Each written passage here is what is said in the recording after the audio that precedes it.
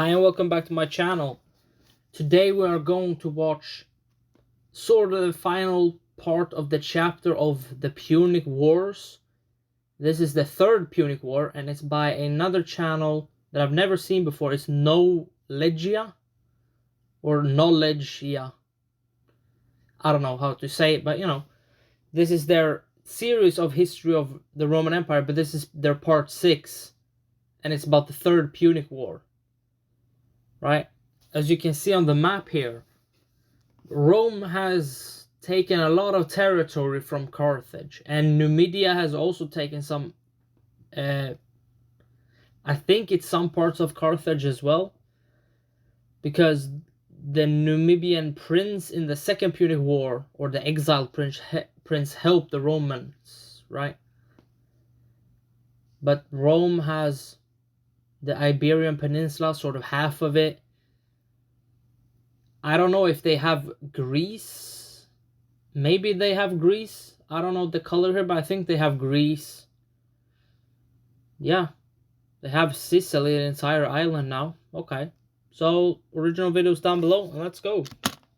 While the First Punic War lit the fire of aggression between the dueling powers, it was the Second Punic War that would secure the hatred both sides had for each, and ensure that Rome, after back-to-back victories, would remain the superior entity. But more was to come. Carthage had been drastically weakened and crippled by the most recent war and peace treaty, but it nevertheless still existed. And this bothered one too many Romans. After Rome's triumph in the Second Punic War, Carthage had a steep price to pay in talents, land, and military autonomy. Possibly one of the most significant restrictions that Rome had now placed on Carthage was the agreement that Carthage was unable to wage war in any form without the permission of the Roman Republic. Wow. And this even included defensive wars. Wow. Massinissa, a contemporary Numidian king and ally to Rome, would take full advantage of this deal between Rome and Carthage, as the Numidians were looking to expand, and their neighbors in Carthage had some territory to spare. Over the span of a few decades, Massinissa was slowly chipping away at Carthaginian holdings, and whenever his victims appealed to Rome, desperate to declare war back and defend their cities, the Romans refused and instead supported the Numidians. For a stunning amount of time, the beaten-down Carthaginians actually obeyed this demand and refrained from military action. But this... I mean, that makes sense, but for how long can the Carthaginians just, okay, they can attack us and kill us and enslave us, yay, that's great, and take our lands. Just as we just don't want to upset Rome, oh no. Yeah, it's gonna take a time, but then they're going to war again. But this is sort of fait accompli, right? Rome is setting up Carthage to fail by giving them this. It's sort of an ultimatum, right? It's that Carthage, you can't defend yourself. But then when they want to defend themselves, they have to go to Rome. But then Rome is allied with the Numidians, so they can't do anything. The Carthaginians, right? Wow. This would eventually change. In 151 BC, Carthage had had enough. Under attack yet again from the Numidians, the contemporary Carthaginian general Hasdrubal the Bow-at-Harch mobilized a significant army and launched a counteroffensive. Although Carthage would ultimately lose the conflict, and Hasdrubal would be sentenced to death for his breach of the treaty with Rome, the latter was far from forgiving when it came to the Carthaginians. Instead of recognizing the stagnant military weakness of Carthage, an important handful of Roman senators insisted now more than ever that Carthage posed a threat to the Roman Republic. And I mean, technically Carthage still does, right?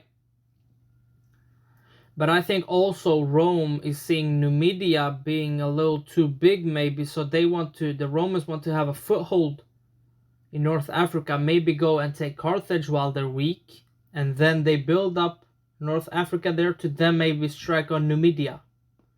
Maybe they're thinking that, I don't know, maybe. Therefore, must be destroyed.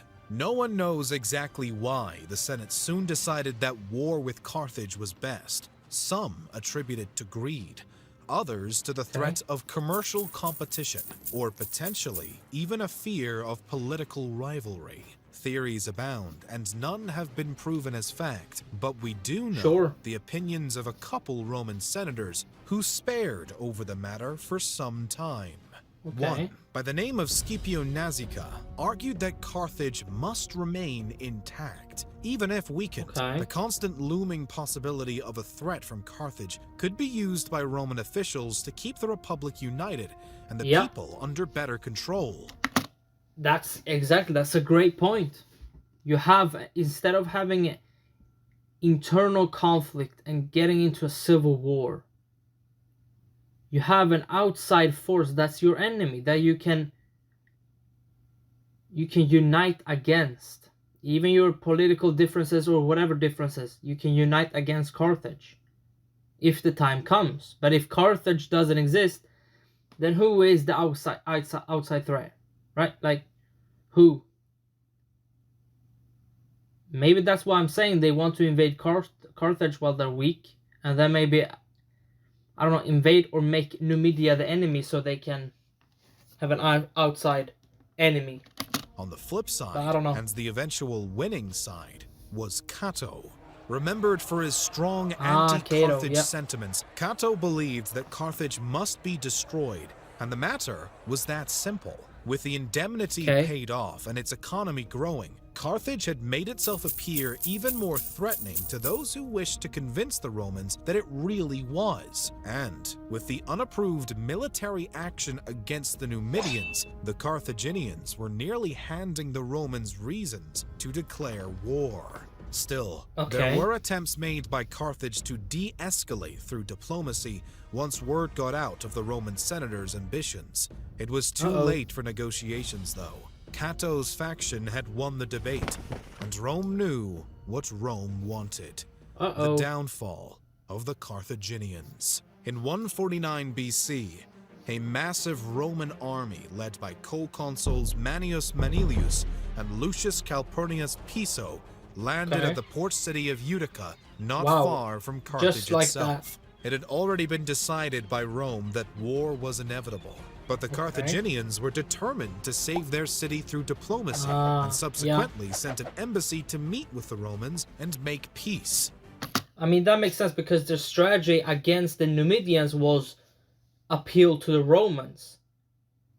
And then they had to sort to military conflict, right? They lost, but still. And this is probably going to happen as well. They appeal to the Romans diplomatically, but then they have to sort to the military. But Rome reacted first by attempting to disarm the Carthaginians, and when obeyed, next demanded that the city of Carthage be abandoned and then destroyed upon the Carthaginian relocation. It was at this point that the Carthaginians had had enough. I mean, this could backfire. This could have backfired on the Romans, that they were so harsh, because we saw that in the first Punic War on Oversimplified's video. The Romans were so harsh on the Carthaginians that the second Punic War sort of happened because they were so harsh on them. And Regulus lost because he wanted it to go quick and easy and to be very harsh against the Carthaginians in the siege of Carthage.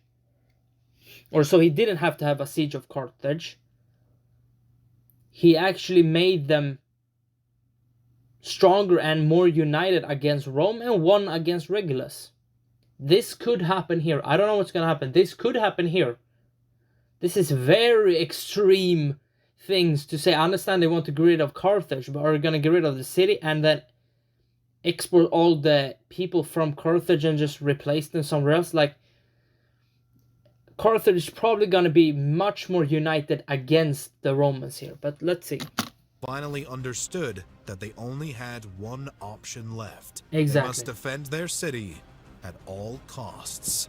Recognizing now that Rome could never be a friend, the Carthaginians released the condemned Hasdrubal from death row and informed him that he was needed once again to defend the city of Carthage. But this time, from the Romans. When the latter arrived at the city walls, they quickly understood that they would have to besiege the city as they were unable to get past the barriers. This led to a fairly slow development for the first portion of the war, as Carthage attempted to disrupt Roman supply lines and damage their ships, but only found minimal success as the invaders managed to defend themselves while trying to break through the Carthaginian defenses. Small-scale, off-and-on skirmishes continued into the following year, at which point Rome decided to change up its strategy a bit after the election of new consuls. Instead of continuing with such a heavy siege of Carthage, it seemed more possible to first defeat all of Carthage's friendly neighbors and then deal with the weakened city itself. This plan was only minimally successful, though. Most of the Carthaginian allies held up just fine against Roman assaults, but things changed yet again when the grandson of the great Scipio Africanus, also named Scipio, was elected consul in 147 BC in order to give him full command of the campaign. And this was just what Rome needed. Meanwhile, though, within the walls of Carthage, Hasdrubal had lost either faith in or respect for his own government and decided that the only solution was for him to take over. So he did exactly that, overthrowing the current authorities and now controlling not only the military but the entire city. This was just in time for Scipio's appointment as consul and meant that the remainder of the war would showcase the wit and skill of both men, face to face. Upon his appointment as consul, Scipio got right to resolving one of the main issues that the Romans were facing, and that was a plethora of poorly disciplined and motivated troops, all of which the new authorities swiftly dismissed. Those who remained were now held to a higher standard of effort and efficiency. Scipio was then focused on, once and for all, breaking through the city's defenses, and to this extent, he quickly found success. In the dark of the night, he and a few thousand of his men breached the city walls and forced the Carthaginian defense to flee. Nevertheless, this victory was only partial, as Scipio recognized the risks of remaining inside the city walls with such a small force and opted to withdraw before daylight broke. Both leaders were now angry for different reasons. I mean, that's a very big blow to Hasdrubal, right? Like, they got into, maybe not the heart of the city, but they got into the city, basically, the outer walls, right? That means they can do it again. So you need to be on high alert, or you basically already have lost. Hasdrubal was furious with his defense forces for not only failing to stop the Roman advance, but then for fleeing the scene.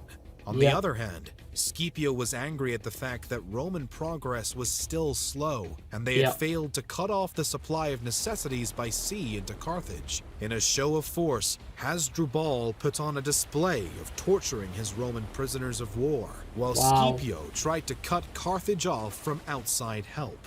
Neither action really did much, and a full-blown battle soon broke out on the seas. The events that followed led to more Roman progress against Carthaginian troops and fortifications, but still nothing monumental, and not what Scipio wanted. It wouldn't be until 146 BC that the Roman consul would get his wish, ready to bring an end to the war. As spring rolled around, Scipio launched a new siege on the city, which this time actually worked. The Romans entered the city with rage in their hearts and destruction on their minds. Over the next week, Scipio led his men in a scorched earth rampage, massacring the citizens of Carthage and burning the city to the ground. Only 50,000 Carthaginians were spared, and only then to be taken prisoner and sold into slavery. Hasdrubal, to the disgust of his own wife who chose death instead, surrendered. Scipio agreed to let him live, and not to make him a slave as would happen to the others. But that was all the Romans had to offer. Carthage was gone. Hasdrubal lost everything, and Rome got what it had wished for. The surrounding territory that had belonged to Carthage were also seized by the Romans, and it was clear by now that the Carthaginian Empire was no more. After 3 years, each tipping the scales further and further in favor of the Roman Republic, there would no longer be a doubt that when it came to Rome and Carthage, the latter ultimately collapsed. But while the Punic Wars were a pillar of Rome's early history, they were not all that occurred during this era. In fact, throughout the Punic Wars, the history of Rome was made up of much, much more. Okay. That is true. I mean, that was a pretty short episode, but it still showed you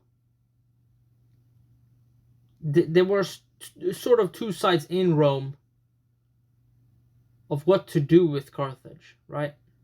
Do you want an outside enemy that you can unite against?